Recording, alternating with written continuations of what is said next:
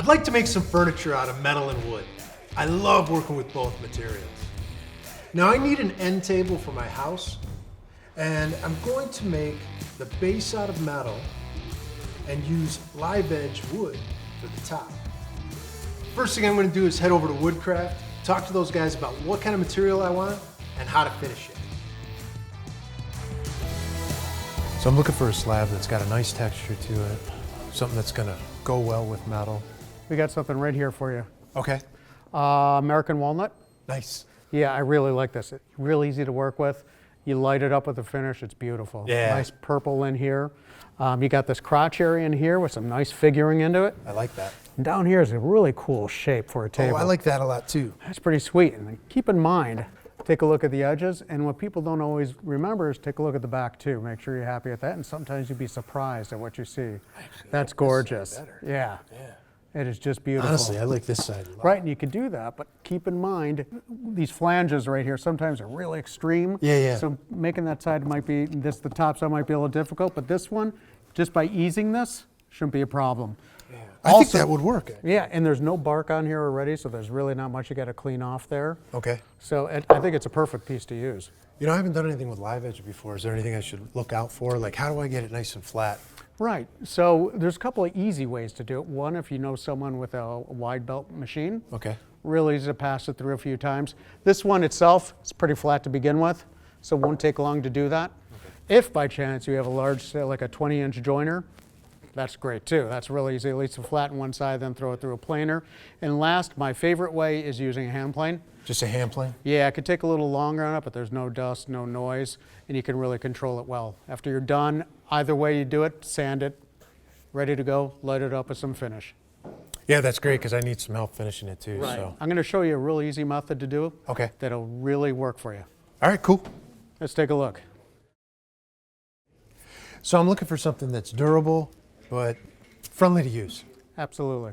I'm going to show you a real easy process to use, but keep in mind, people will spend a ton of time on their project, and when it comes to finishing, they just want to get through it. Hustle through it. Yeah. Hustle through it, and you know what? A finish will make or break your piece. Sure. So my number one advice is take your time. Okay. Do it right.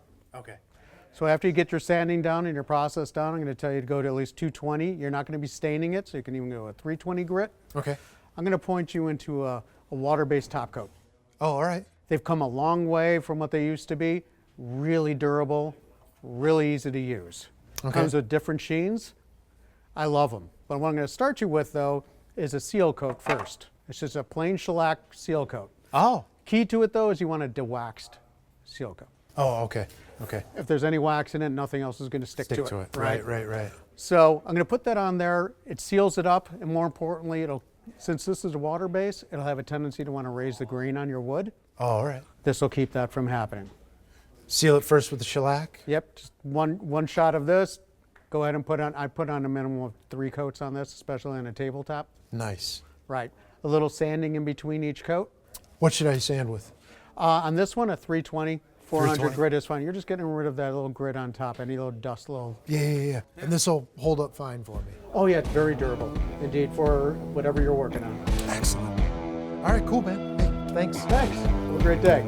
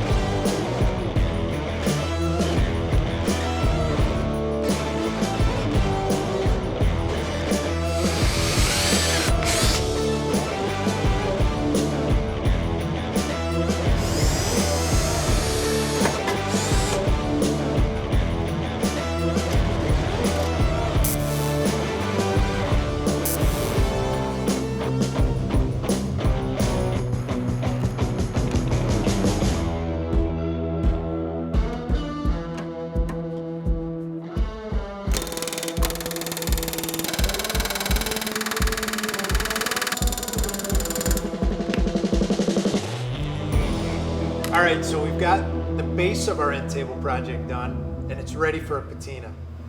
I did some test panels here because I want to find out what chemicals to use or how to go about getting the look I'm after, which is sort of this aged black type distressed look. So the look that I'm going to try to go after is this right here. It's got a nice aged feel to it. I like the imperfections in the copper work and the black shows through. And I always make it a point when I do test pieces to write down my formula, exactly what steps I took, if I flashed it with heat or Scotch-Brighted it. I write that all down here so when I go to actually do it, I can just follow this along and it'll get me really close. It's going to look great with that walnut top. So here we go.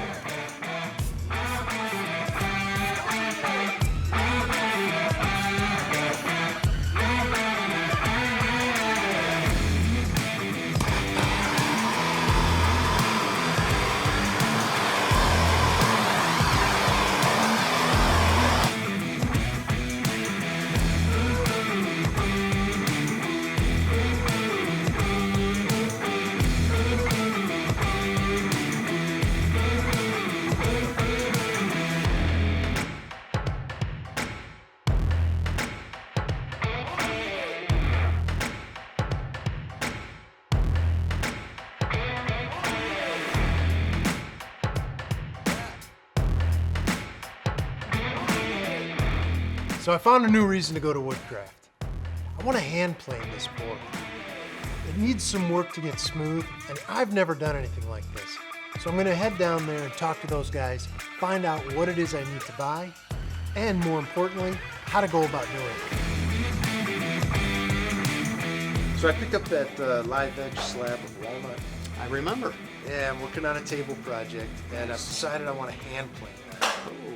Got some work ahead of you there. Yeah, it's a good opportunity for me to learn. Absolutely. It's a great way to do it. It's more time consuming than using a machine. But as I always said, with hand planes, they don't make any noise and they don't make any sawdust. Yeah. So I really like them a lot. It's a great way to get things done.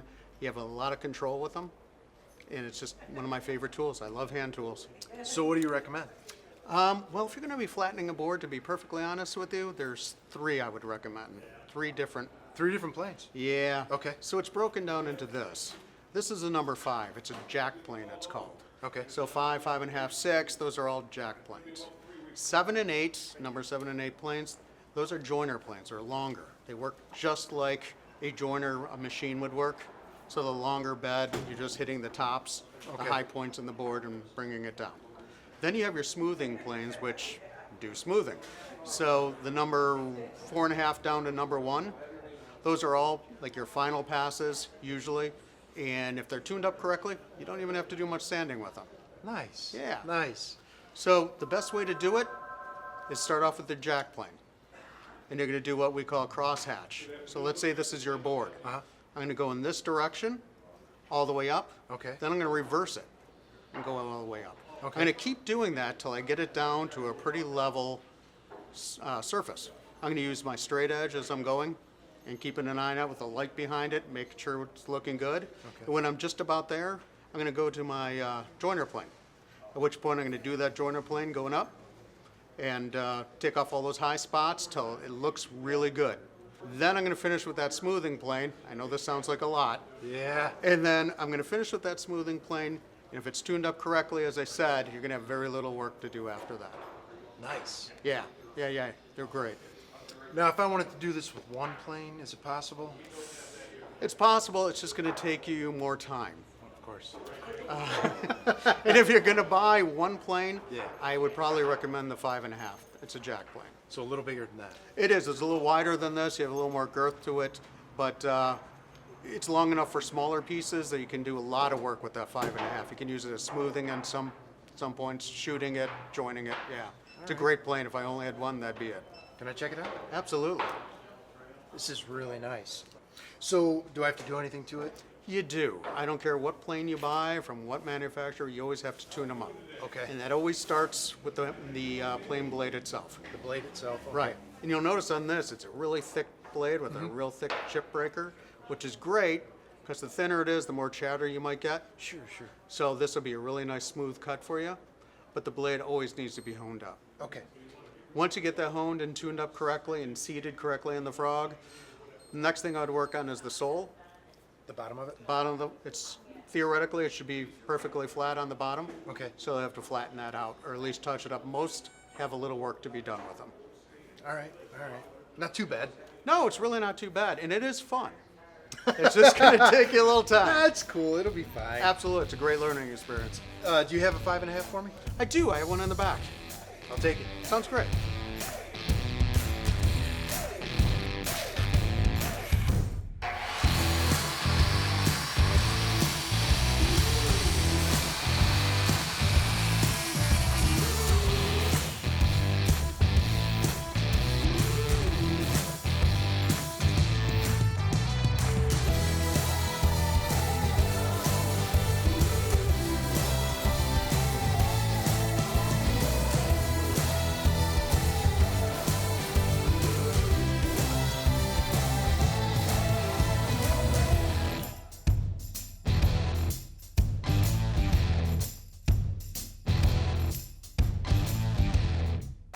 I am so happy that I chose to hand plane this board. It was a lot of work, but I learned a ton.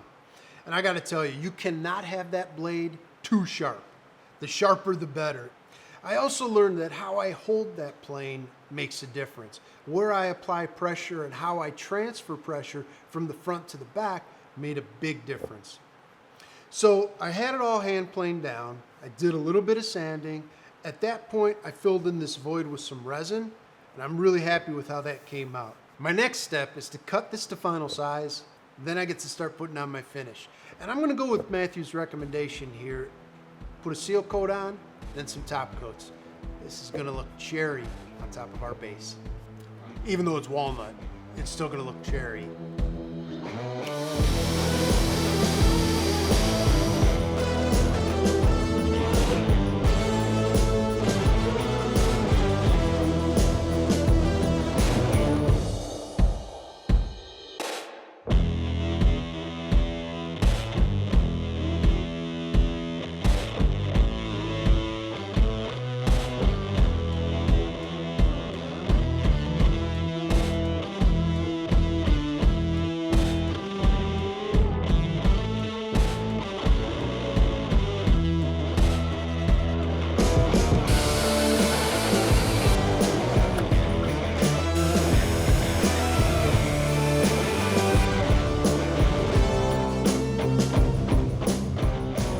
So happy with how this came out. I love the look of copper with that metal, and the walnut, it just sets it off. And I'm glad that I chose to hand plane because it really gave me an opportunity to learn a lot about using a plane. Now the finishing, that was a totally different challenge. I wanted to make it as smooth as possible, but my biggest problem was that I was sanding on top of those painter's pyramids, and it actually left little dents in the wood. It caused me to backtrack quite a few days worth of work to get it smooth again. Overall, this look of wood and metal is really inspiring me for more future projects.